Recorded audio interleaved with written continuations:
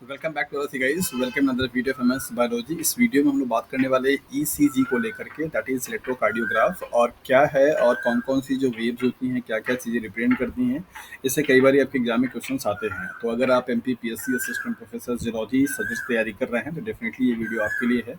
और इस वीडियो में हम लोग बहुत ही सिंपल और शॉर्ट भाषा में समझेंगे कि आपका ईसीजी का क्या फंक्शंस है और किस तरीके से काम करता है, राइट।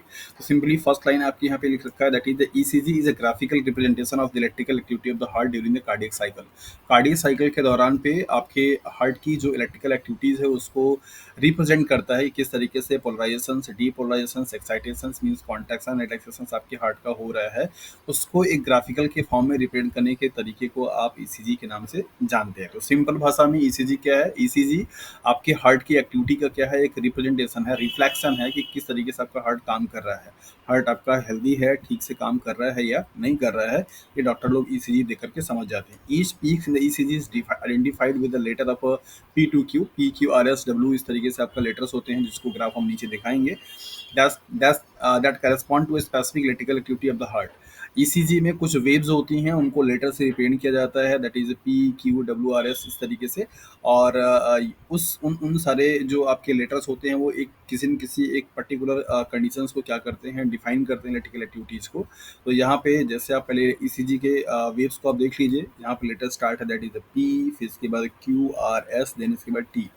तो यहाँ पे ये जो एक्टिविटी आपको दिखाई दे रही है ये कुछ रिप्रेजेंट करता है, यहाँ से लेकर के ये वाली जो एक्टिविटी है मीन्स इस तरीके से जो जा रही है ये भी कुछ रिप्रेजेंट करता है, और ये भी क्या करते हैं, रिप्रेजेंट करते हैं। आपके एग्जाम में क्वेश्चन यही पूछा जाता है कि ईसीजी में पी वाली जो लेटर होती है वो क्या रिप्रेजेंट करती है, या क्यू आर एस जो कॉम्प्लेक्स होता है वो क्या रिप्रेजेंट करता है, या फिर आपका पूछा जाएगा कि जो आपका टी वेव्स होती है वो क्या क्या रिप्रेजेंट करती है। तो इस तरीके से क्वेश्चन आपके एग्जाम में पूछे जाते हैं। तो यहाँ पे हम लोग वन बाय वन क्या करेंगे, देख लेंगे सारे लेटर्स का या कॉम्प्लेक्सेस का जो फंक्शंस है। तो सिंपली आपके जो हार्ट का जो वो हो रहा है उसमें दो चीज़ें होती हैं, दैट इज द डीपोलराइजेशन और रिपोलराइजेशन, राइट। तो अगर आप यहाँ पे देखेंगे तो जो पी वेव जो होती है वो क्या कर रही है, यहाँ पे देखिए स्टेटमेंट लिख रखा है, the P waves represent the electrical excitation means depolarisation of the atria. Heart के जो आपके एट्रियम वाले पार्ट होते हैं उन ओके, इस तरीके से अगर आप देखेंगे तो ये भी आपका ऑरिकल है, ये भी आपका ऑरिकल मीन्स एट्रियम है, ये आपका वेंट्रिकल, ये आपका वेंट्रिकल। ये जो एट्रियम मीन्स ऑरिकल वाला जो पार्ट होता है उसको क्या करता है, डीपोलराइज करता है, मीन्स एक्साइटेड करता है, which leads to the contraction of the both atria.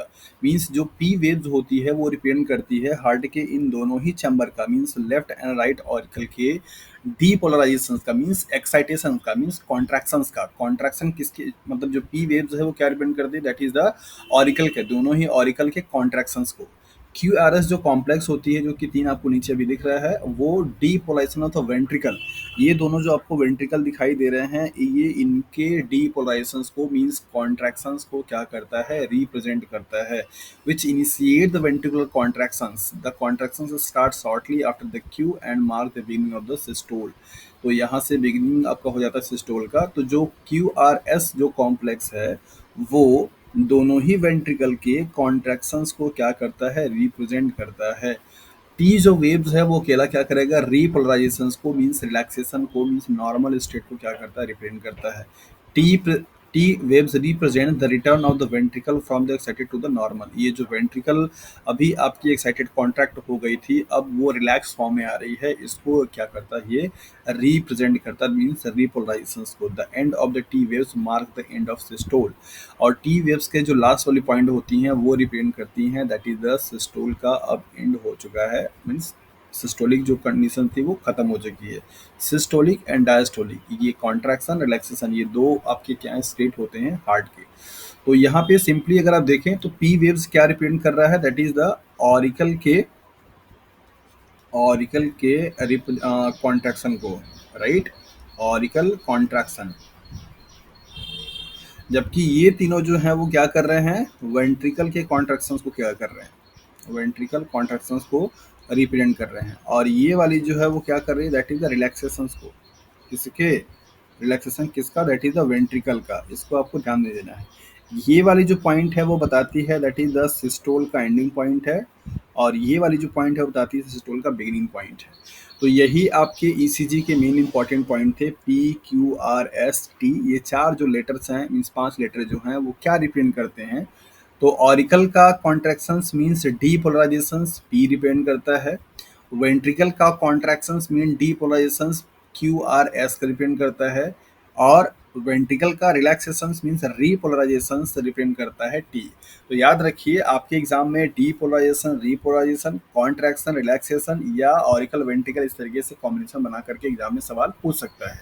तो याद रखिए कि ये दोनों जो आपके चैम्बर हैं, मीन्स यहाँ से लेकर के यहाँ तक के, ये इसके कॉन्ट्रैक्शन को कौन कंट्रोल रिप्रेजेंट करता है? That is the P. इन दोनों के कॉन्ट्रैक्शन को कौन रिप्रेजेंट करता है? That is a complex means P Q R S. और इनके रिलैक्सेशन को कौन रिप्रेजेंट करेगा? That is the T. So this is about the ECG means electrocardiogram, कि क्या वो चीज़ है। तो सिंपल भाषा में ईसीजी एक ग्राफिकल रिप्रेजेंटेशन है आपके हार्ट के कंडीशंस को बताने के लिए, कि कब आपका हार्ट आपका कॉन्ट्रैक्ट हो रहा है, कब रिलैक्स हो रहा है। तो उनको रिप्रेजेंट करने के लिए कुछ लेटर का हेल्प लिया गया, और लेटर से अलग अलग चीज़ों को क्या किया जाता है? रिप्रेजेंट किया जाता है। यही आपके एग्जाम में क्वेश्चंस आते हैं कि ये वाला जो कॉम्प्लेक्स है या ये वाला जो लेटर है, किस चीज़ को रिप्रेजेंट करता है या किस चीज़ को डिफाइन करता है। सो होपफुली कि अभी आप इसको अच्छे से समझ गए होंगे, और अब आपको आसानी से जो क्वेश्चंस होंगे इसी के रिगार्डिंग वो सॉल्व हो जाने चाहिए। सो thank you for watching this video. अपनी स्टडी को कंटिन्यू बनाए रखिए। नेक्स्ट वीडियो में मिलेंगे किसी ऐसे टॉपिक को लेकर के जो कि आपके एग्जाम्स के लिए काफ़ी इंपॉर्टेंट होगा। So thank you for watching this video once again.